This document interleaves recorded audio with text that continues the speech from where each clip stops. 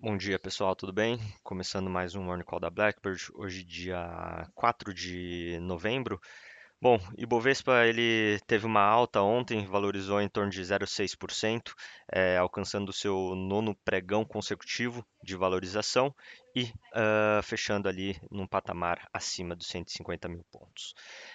Quando a gente fala sobre os destaques dessa semana e também do porquê tem tido essa alta relevante ali no Ibovespa, além do cenário internacional em alguns pontos específicos, os balanços estão vindo até melhores que o esperado de algumas companhias e também as atenções estão voltadas para a decisão do Copom nessa quarta-feira, onde é esperado a manutenção da taxa Selic em 15%. Do lado dos ativos, dos destaques, no lado positivo, o Bradespar subiu quase 3%, depois da companhia ali anunciar o pagamento de 310 milhões de reais em juros sobre capital próprio. E na ponta negativa, Marco Polo recuou em torno de 8%, depois de um banco de investimentos rebaixar a recomendação de compra para neutra.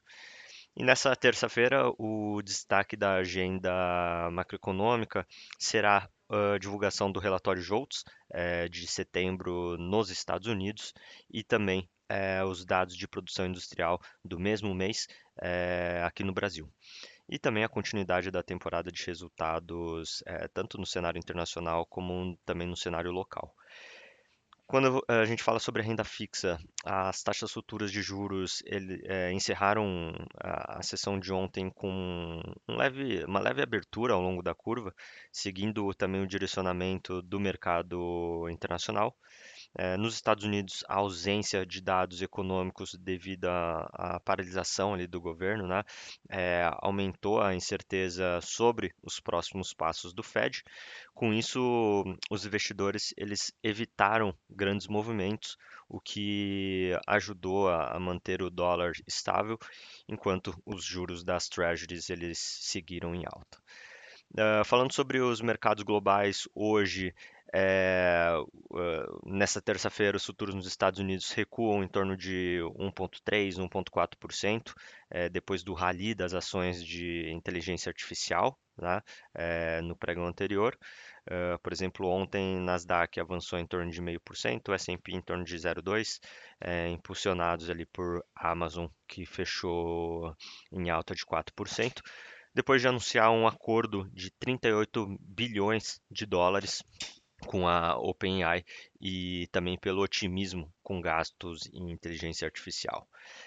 Falando sobre Europa, estão em queda em torno de 1,5%, com todos os setores caindo, revertendo o otimismo no início do mês. E na China, os mercados eles recuaram depois da alta também expressiva nas bolsas americanas. E na Ásia, os índices na Coreia do Sul também recuam depois da sequência de quatro altas, apesar do governo anunciar o plano para triplicar o orçamento de inteligência artificial em 2026. Quando a gente fala sobre o IFIX, o índice de fundos imobiliários, ele iniciou o mês com uma leve queda de 0,06%, em uma semana marcada pelas expectativas quanto à condução da política monetária, que vai ser definida ali pelo Copom amanhã. E apesar do cenário da Selic elevada por um período longo, né? O índice acumula uma alta de 15,25% no ano, o IFIX.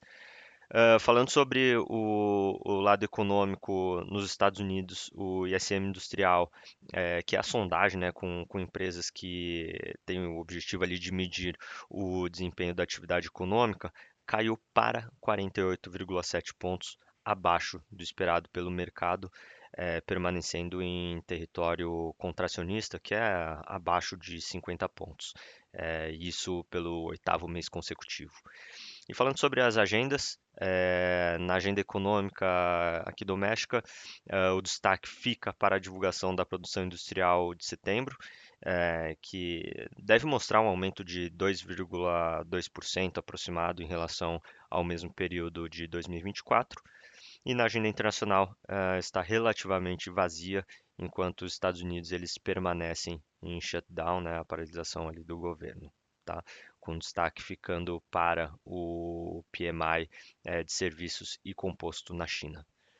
Bom, vamos ficando por aqui. Muito obrigado, bom dia.